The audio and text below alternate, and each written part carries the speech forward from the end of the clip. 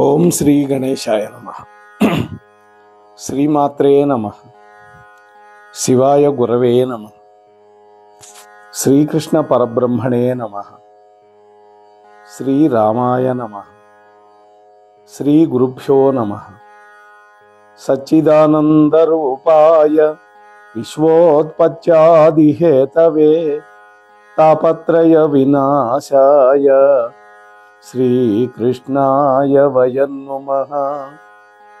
వ్యాసం వసిష్ఠనప్తారం శక్తే పౌత్రమకల్మషం పరాశరాత్మజం వందే శుకతాతం తపోనిధిం. వ్యాసాయ విష్ణురూపాయ వ్యాసరూపాయ విష్ణవే నమో వై బ్రహ్మనిధయే వాసిష్ఠాయ నమో నమః. వాసిష్ఠాయ నమో నమః. మోహనవాణి ఛానల్ వీక్షకులందరికీ కూడా ముందుగా నా యొక్క సాధువాదాలు. మార్గదర్శకులు మన మహర్షులు అనేటువంటి శీర్షికన మహర్షుల యొక్క చరిత్రలు మనం చెప్పుకుంటూ ఉన్నాం. అందులో భాగంగా ఈ రోజున మతంగ మహర్షి యొక్క చరిత్రని శ్రవణం చేసే ప్రయత్నం చేద్దాం. గౌతమ వంశంలో ఉండేటటువంటి ఒక బ్రాహ్మణుడికి ఒక కుమారుడు పుట్టాడు. అతడికి మతంగుడు అనే పేరు పెట్టి పెంచుకుంటూ ఉన్నారు. మంచి గుణాలు కలిగి ఉండి నీతిమంతుడై వేదశాస్త్రాలన్నీ అధ్యయనం చేసి యజ్ఞకర్మలన్నీ చేస్తూ ఉన్నాడు ఆ పిల్లవాడు. ఒకనాడు తండ్రి గారు ఆ పిల్లవాడిని పిలిచి, కొడుకుని, నాయనా, పక్క ఊళ్ళో యజ్ఞం జరుగుతోంది, నువ్వు ఒక యాజ్ఞికుడిగా వెళ్ళాలి అని చెప్పాడు. తండ్రి మాటకి సరేనని తండ్రి యొక్క ఆజ్ఞ ప్రకారం మతంగుడు పొరుగురికి బయలుదేరాడు. దారిలో ఒక పక్కగా ఒక గాడిద తన యొక్క పిల్లతోటి వెళుతోంది. మతంగుడు తన చేతిలో ఉన్న కర్రతోటి ఆ గాడిద పిల్లని కొట్టాడు గట్టిగా. మనకు కూడా పిల్లలు చూస్తూ ఉంటాం, వెళుతూ ఉంటారు, కుక్క పడుకొని ఉంటుంది, ఒక కర్రతోటో ఒక రాయితో కొట్టిపోతూ ఉంటాడు. అది విలవిలా ఏడుస్తుంటే వీడు ఆనందపడుతూ ఉంటాడు. అది బాల్యంలో ఉండేటువంటి ఒకనొక చాపల్యం. అలాగే ఈ పిల్లవాడు కూడా వేదాలు చదువుకున్నప్పటికీ కూడా బాల్య చాపల్యాన్ని దాచిపెట్టుకోలేకపోయాడు. అందువల్ల ఆ గాడిద పిల్లని ఊరికే కొట్టాడు, అది కూడా గట్టిగా. అది వేదన పడి గట్టిగా అరిచి తల్లి దగ్గరికి వెళ్ళి, అమ్మా, ఈ బ్రాహ్మణుడు నన్ను అనవసరంగా తీవ్రంగా కొట్టి హింసించాడు, నేనేం తప్పు చేయలేదు, నువ్వు చూస్తూ ఉన్నావు కదా, ఆయన దారికి కూడా నేను అడ్డుపోలేదు కదా, మనమిద్దరం మన మానాన మనం ఒక పక్కన వెళుతూ ఉన్నాం కదా నడిచి, నాకు ఈ దుఃఖం ఎందుకు వచ్చింది అని అడిగింది. గాడిద పిల్ల తల్లిని పశువుల భాషలో అడిగినప్పటికీ కూడా ఈ మతంగుడికి ఆ భాష అర్థం కావటం వల్ల అందులో భావం తెలిసింది. అప్పుడు ఆ తల్లి తన బిడ్డతో అంటున్నది, నాయనా, వీడు పూర్వజన్మలో చండాల సదృశుడు, క్రూరకర్ముడు. పూర్వజన్మ నుంచి కూడా వీడు ఇంతే, వీడి పరిస్థితి, వీడి ప్రవర్తన ఇంతే. వాడికి స్వాంతన ఎప్పుడు కలుగుతుందో నాకైతే అర్థం కావటం లేదు. పోనీలే నాయన, అదేదో నీ కర్మ అనుకొని అనుభవించి ఊరుకో అని తల్లిగాడితో ఓదార్చింది బిడ్డను. మతంగుడు చేసిన పనికి అంత బాధపడ్డాయి ఆ పశువులు. నోరు లేని పశువులను అందుకనే ఎవ్వరు కూడా హింసించకూడదు, వాటి మానాన అవి బతుకుతూ ఉంటాయి. వాస్తవానికి పశువులు కానీ పక్షులు కానీ క్రిమికీటకాదులు కానీ ఏం మాట్లాడుకుంటాయో మనకు తెలియదు కదా. మనం ఎంత ఘోరంగా వాటిని హింసిస్తాం. వాటి యొక్క మనోభావాలకు ఒక భాష కనుక ఉంటే, మనను గురించి ఏం మాట్లాడుకుంటాయో ఊహించుకుంటే అప్పుడు మనం అటువంటివి హింస చేయకుండా ఉండం. మనకంత తెలివి ఉంది, జ్ఞానం ఉన్నది, మాట ఉన్నది. కానీ నిష్కారణంగా దాని మానాన అది పడుకొని ఉన్నటువంటి కుక్కని కొడుతూ ఉంటాం. జనమేజయ మహారాజు కొడుకులు కూడా సరమా అనేటువంటి ఒక కుక్కని కొట్టారు వాళ్ళు. అప్పుడు ఆ బిడ్డ కూడా తన తల్లి దగ్గరకు వచ్చి మొరపెట్టుకుంటుంది. ఆది పర్వంలో ఉంటుంది, మహాభారతం. ఆ కుక్క ఎందుకు వస్తుంది మన ఇంటికి? ఏదో 4 మెతుకులు పెడితే తినిపోదామని వస్తుంది. దానికి ఆకలి ఉంటుందిగా మనకలాగానే. మనం ఆకలి అయితే అన్నం వండుకొని తింటాము, మన ఆకలి తీర్చుకుంటాం. లేదు, మన దగ్గర డబ్బులు పెట్టి ఏదో ఒకటి కొనుక్కొని తింటాం. కానీ ఆకలి అనేది పశుపక్షాదులకి అన్నిటికీ సమానమేగా. మనతో పాటు కుక్కకైనా అంతేగా, మనిషి అయినా అంతేగా. కొడితే అవి కూడా తిట్టుకుంటాయి మనకి, వాళ్ళ మనసులు. వాటి భాష కనుక మనకు అర్థమైతే అవి పడే వేదన, మనల్ని చెప్పించిన మాటలు మనకు అర్థమవుతాయి. వీళ్ళందరూ హాయిగా వండుకొని తింటున్నారు, నాకింత అన్నం పెట్టడానికి ఏడుస్తున్నారు, పైగా నన్ను కొడుతున్నారు. ఇంత అన్నం నా మొహాన పారేయకూడదా? పైగా యజ్ఞం చేస్తున్నట్ట, ఊళ్ళో వాళ్ళంతా చాలా గొప్పవాడని అనుకుంటున్నారు అని కుక్క అనుకుంటున్నటువంటి భాష కనుక మనకు అర్థమైతే మన పరిస్థితి ఎట్లా ఉంటుంది? మన తలకాయ ఎక్కడ పెట్టుకుంటాం? ఇటువంటి ఆలోచన కొంచెం కూడా మనకు ఉండదు. ఆ జంతువు యొక్క ఆంతర్యం కనుక మనం తెలుసుకుంటే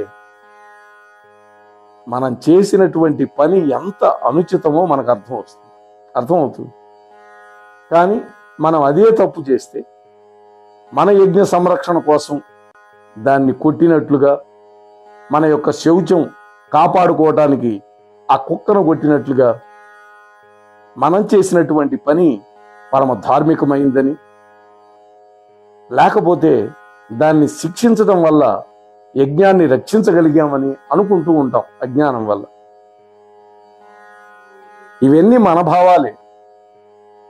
ఇలా మనం తెలివి ఉండి కూడా చేసేటటువంటి పాపాలు అనేకం ఉంటాయి. జంతువుల భాష తెలుసు కాబట్టి ఈ పిల్లవాడికి ఆ గాడిదన్న మాటలు అర్థమైంది. ఈ మతంగుడికి తన పూర్వజన్మ జ్ఞానం కలిగింది. వెంటనే తనలో తాను ప్రబోధం కలగజేసింది. ఈ గాడిద పలికింది నిందావాక్యం కాదు, ఒక నిరూపణ వాక్యమే. నా కళ్ళు తెరిపించింది. ఈ గాడిద నిజమే చెబుతోంది.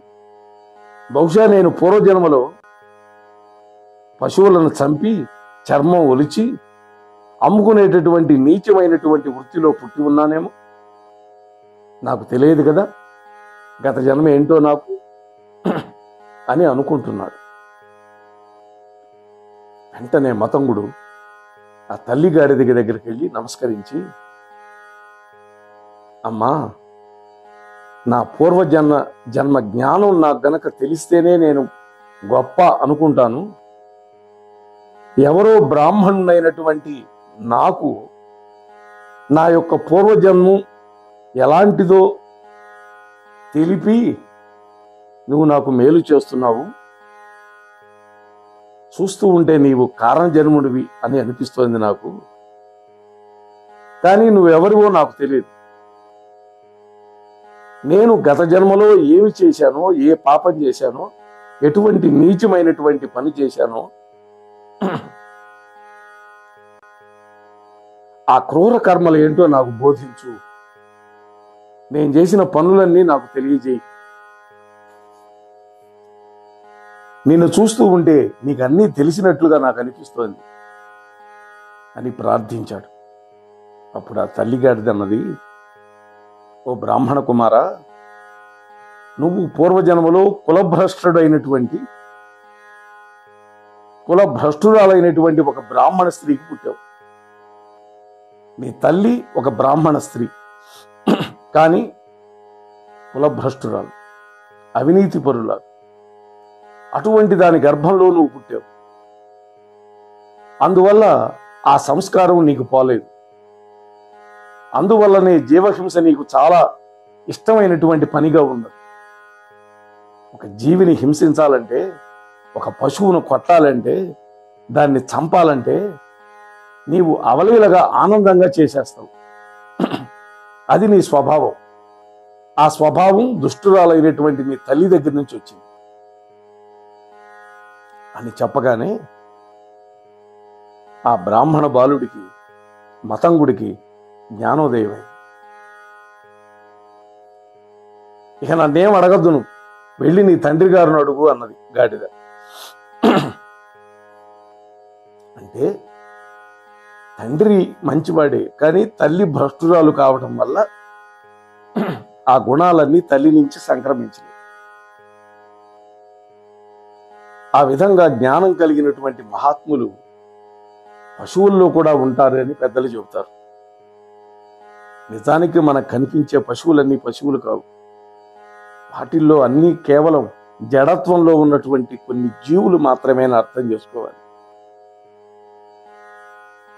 కొంతమంది యోగులు మళ్ళీ తపస్సు చేయాలనుకుంటే మానవ జన్మ ఎత్తితే ఏవైనా దోషాలు సంక్రమించవచ్చు, కామక్రోధ భావాలతో సహా ఏదైనా జరగవచ్చు, నాకు నా జీవలక్షణము, నా యోగ స్మృతి, నా ధ్యేయం, నేను ఏది కోరి ఈ తపస్సు చేస్తున్నానో అటువంటి స్థితి నా జీవుడిలో ఉండాలి. ఈ శరీరం ఏదైనా క్షుద్రమైన శరీరం అయితే చాలు, పక్షిగా పుట్టినా చాలు, ఒక జంతువుగా పుట్టినా చాలు. ఎందుకని? ఆ శరీరంతో పాపం చేసే అవకాశం లేదు.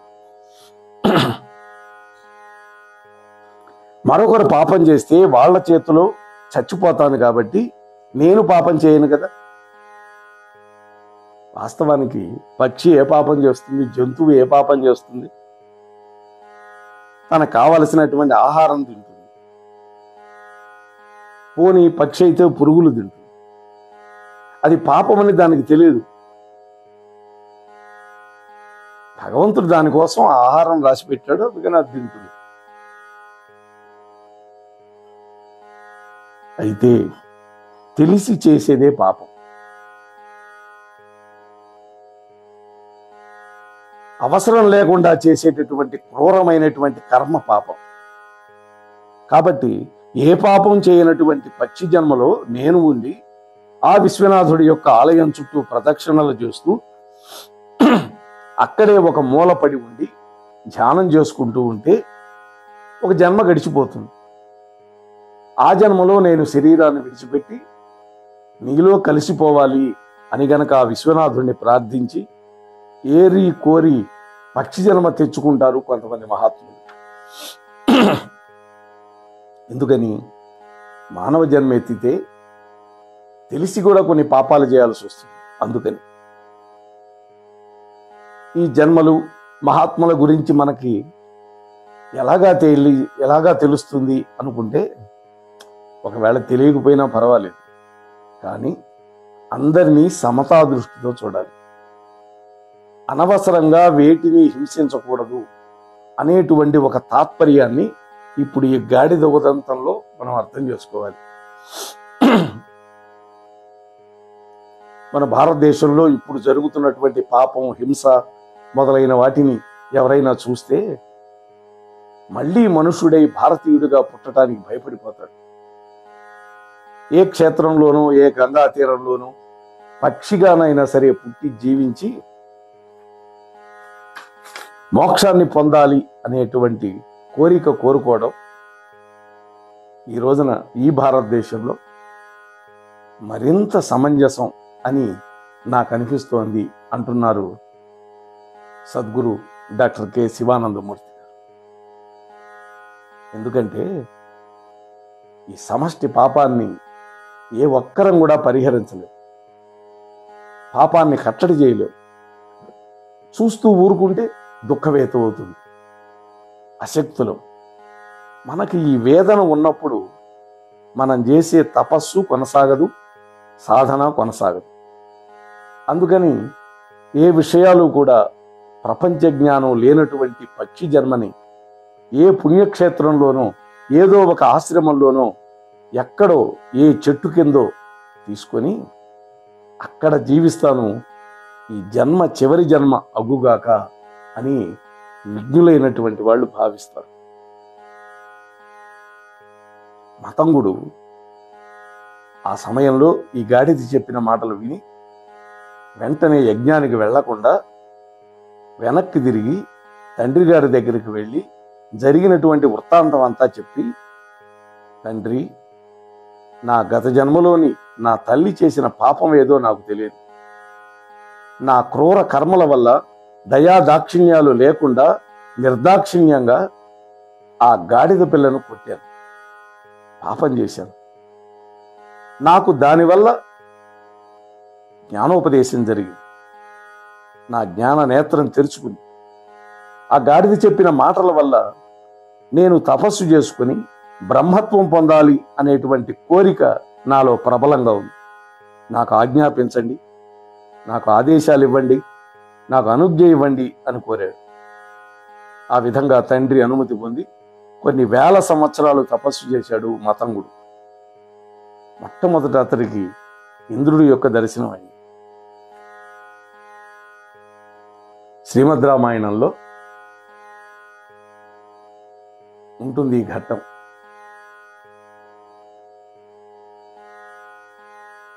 ఇంద్రుడు వరం కోరుకోమన్నాడు. మతంగుడు అన్నాడు, ఓ దేవేంద్ర, నన్ను బ్రహ్మ విద్యలో ఆరితేరేవాడిగా అనుగ్రహించండి అని కోరాడు. ఇంద్రుడు అన్నాడు, మతంగా, వరుసగా ఎన్నో జన్మల్లో బ్రాహ్మణుడు వై పుట్టి ఉంటేనే బ్రహ్మ విద్యకి అర్హుడవుతావు. అందువల్ల మరొక వరం ఏదైనా కోరుకో, నేను ఇస్తాను అన్నాడు. మతంగుడు ఒప్పుకోలేదు. ఇంద్రుడు తన దారిని తాను వెళ్ళిపోయాడు. అయితే మతంగుడు తన తపస్సును విడిచిపెట్టల. ఈసారి ఏకపాదం మీద నిలబడి 100 సంవత్సరాల పాటు తపస్సు చేశాడు. మళ్ళీ దేవేంద్రుడు ప్రత్యక్షమై, ఓ మతంగా, బ్రహ్మ విద్యకి అర్హుడు కావటం అనేది నీ తరం కాదు. ఇంతకు 100 రెట్లు తపస్సు చేస్తే ఒక చండాలుడు శూద్రుడవుతాడు. దానికి 100 రెట్లు తపస్సు చేస్తే శూద్రుడు వైశ్యుడవుతాడు. దానికి 1000 రెట్లు అధికంగా తపస్సు చేస్తే వైశ్యుడు క్షత్రియుడవుతాడు. దానికి 10,000 రెట్లు ఎక్కువగా తపస్సు చేస్తే ఆ క్షత్రియుడు దుర్బ్రాహ్మణుడు అవుతాడు, అంతేగాని సద్బ్రాహ్మణుడు అవ్వడు. అప్పుడు జీవలక్షణం నీలో ప్రవేశిస్తుంది. 10,000 రెట్లు తపస్సు చేస్తే ఆ తర్వాత నీకు సామాన్య బ్రాహ్మణుడి యొక్క లక్షణం రావచ్చు. బ్రాహ్మణ లక్షణం అంటే సత్వగుణంతో కూడుకుంటూ ఉంటుంది. వీటిలో 2 అంతస్తులు ఉన్నాయి. కాబట్టి ఇప్పుడు నీలో ఉన్నటువంటి దుర్బ్రాహ్మణత్వం పోవాలి. పూర్వం చేసిన పాపం వల్ల నీ జీవలక్షణంలో చండాలత్వం ఉంది. అది నీలో నుంచి పోవాలంటే నువ్వు చాలా కాలం తపస్సు చేయాలి. నువ్వు కేవలం ఒక సామాన్య బ్రాహ్మణుడిగానే ఉన్నావు. ఇప్పుడు కేవలం ఆదిలోనే ఉన్నావు. నువ్వు అంతంలో లభించే ఫలితం కావాలని కోరుకుంటున్నావు. నీలో ఉన్నటువంటి బ్రాహ్మణత్వం వల్ల ప్రయోజనమేం లేదు. బ్రాహ్మణుడిగా పుట్టి జాతిలో ఉండే ధర్మాన్ని నిలబెట్టుకోవటం చాలా కష్టం. అనేక జన్మలకు ఒక పర్యాయం బ్రాహ్మణ జన్మ పొందినా ధనవాంఛ, విషయలోలత్వం, అహంకారం 100కి 99 మందికి ఉంటుంది. సదాచారాన్ని విడిచిపెట్టి బ్రాహ్మణత్వాన్ని మంటగలిపి వంశానికి అపఖ్యాతి తెచ్చిన వాళ్లే చాలా మంది ఉంటారు. ఇవాళ కలియుగంలో ఎక్కువ మంది వాళ్లే ఉన్నారు. కాబట్టి నీ ఆశలు అడియాశలే గాని వేరే అయ్యే అవకాశం లేదు. ఇకనైనా నువ్వు చేసే తపస్సు మానుకొని ఇంకేదైనా వరం కోరుకో ఇస్తా అన్నాడు ఇంద్రుడు.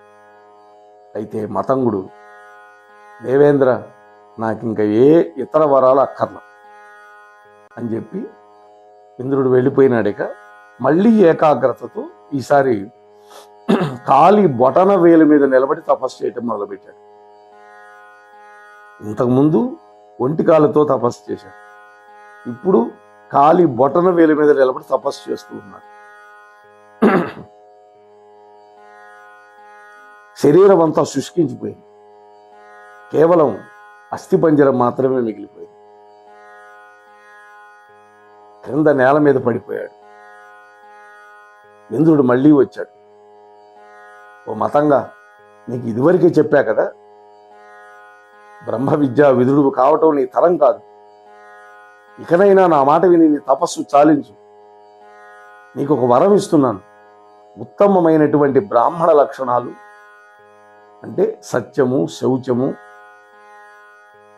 ధనాశ లేకపోవడం, అపరిగ్రహం అంటే ఇతరుల దగ్గర ఏది తీసుకోకుండా ఉండడం మొదలైనవి లక్షణాలు. అలాంటి ఉత్తమ లక్షణాలు కలిగినటువంటి బ్రాహ్మణ జన్మ తర్వాతి జన్మలో నీకు ఇస్తా. ఆ జన్మలో నీ తపస్సు ఫలిస్తుంది. అప్పుడు నీకు జ్ఞానం కలుగుతుంది, నువ్వు సద్బ్రాహ్మణుడు అవుతావు. నెమ్మదిగా క్రమంగా బ్రహ్మజ్ఞానం కలుగుతుంది అని చెప్పి వెళ్ళిపోయాడు. ఇంద్రుడి యొక్క వరం అనుభవించాలన్నా ఈ జన్మ గడవాలి కదా. అందువల్ల శేష జీవితాన్ని తపోవృత్తిలో గడిపాడు మతంగుడు. వివాహం చేసుకున్నాడు, ఒక కొడుకు పుట్టాడు. ఆ కొడుకు పేరు ప్రసన్నుడు అని పేరు పెట్టుకున్నాడు. సంసారంలో ఉన్నప్పటికీ కూడా బ్రహ్మజ్ఞాన సంపాదన కోసం మతంగుడు మాత్రం తపస్సు కొనసాగిస్తూనే ఉన్నాడు.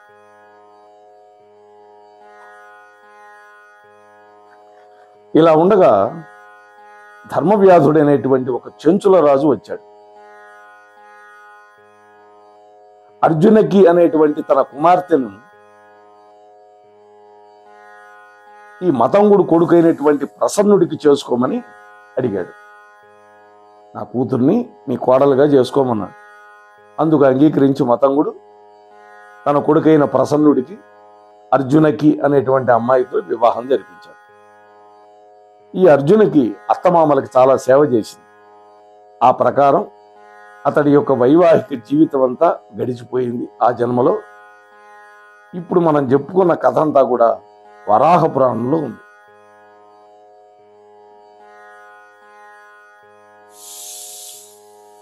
మరి కొంతకాలం ఆ విధంగా గడిచిపోయిన తర్వాత మతంగ మహర్షి ఏకాంతంగా తన ఆశ్రమంలో తపస్సు చేసుకుంటూ ఉన్నాడు. అప్పుడు ప్రియంవదుడు అనేటువంటి ఒక గంధర్వరాజు కొడుకు ఈయన ఆశ్రమ పరిసరాలకు వచ్చి స్వేచ్ఛా విహారం చేస్తూ కేరింతలు కొడుతూ ఆ మహర్షి చేసుకుంటున్నటువంటి తపస్సుకి భంగం కలిగించాడు. అవిధేయతతో, అవినయంతో అవమానించాడు. మతంగ మహర్షి కోపం వచ్చింది. ఏకాంతంలో తపస్సు చేసుకునే నాకు తపో విఘ్నం కలిగించావు కాబట్టి నువ్వు మదగజమై పుట్టు అని శపించాడు ఆ ప్రియంవదుడు అనేటువంటి వాడు. వెంటనే ఆ గంధర్వుడికి జ్ఞానోదయమై పాదాల మీద పడి తన తప్పు తెలుసుకొని శాపానుగ్రహం కోరుకున్నాడు. మతంగ మహర్షి వాడిని అనుగ్రహించి, నీకు మదగజ జన్మ తప్పదు. అయితే ఇక్ష్వాకు వంశంలో పుట్టినటువంటి ఒక మహారాజు నీ కుంభస్థలాన్ని ఛేదించి నేను చంపేస్తాడు. అప్పుడు నీవు శాప విముక్తుడివై మళ్ళీ మీ యొక్క గంధర్వలోకానికి వెళతావు అని శాప విమోచనం చెప్పాడు. మరి ఆ ప్రియంవదుడే ఈ శాపం వల్ల ఒక మదగజంగా పుట్టాడు. ఇక్ష్వాకు వంశపు రాజు అయినటువంటి అజమహారాజు తన సైన్యంతో వస్తుంటే ఈ మదగజం ఆ సైన్యం మీద పడి చికాకు కలిగించింది. వాళ్ళ చంపేస్తోంది సైన్యాన్ని. అప్పుడు ఆ అజమహారాజు దశరథ మహారాజు యొక్క తండ్రి తన బాణంతో ఈ ఏనుగు యొక్క కుంభస్థలాన్ని ఛేదించి చంపాడు. అది వెంటనే పూర్వ రూపంలో తన గంధర్వ రూపంలోకి వెళ్ళిపోయింది. ఇది రఘువంశం అనేటువంటి కావ్యంలో ఈ కథ ఉంది. సరే, ఇంకా మిగిలినటువంటి ఈ మతంగ మహర్షి యొక్క వృత్తాంతాన్ని రేపటి రోజు మనం కలుసుకొని మళ్ళీ ముచ్చటించుకునే ప్రయత్నం చేద్దాం. అంతవరకు స్వస్తి. మోహనవాణి తెలుగు పోడ్కాస్ట్ వింటున్న శ్రోతలందరికీ హృదయపూర్వక ధన్యవాదాలు. వినండి, వినిపించండి, వింటూనే ఉండండి మోహనవాణి తెలుగు పోడ్కాస్ట్. మీరు వింటున్నారు మోహనవాణి. మా కార్యక్రమాలు మీకు నచ్చితే ఇప్పటివరకు మా ఛానల్కి సబ్స్క్రైబ్ చేసుకోకపోతే వెంటనే ఈ క్షణమే సబ్స్క్రైబ్ చేసుకుని ఆ పక్కనుండే బెల్ బటన్ని మ్రోగించి అందరికీ షేర్ చేసి మీ విలువైన కామెంట్ను కూడా చేసి మమ్మల్ని ప్రోత్సహిస్తారని కోరుతున్నాను.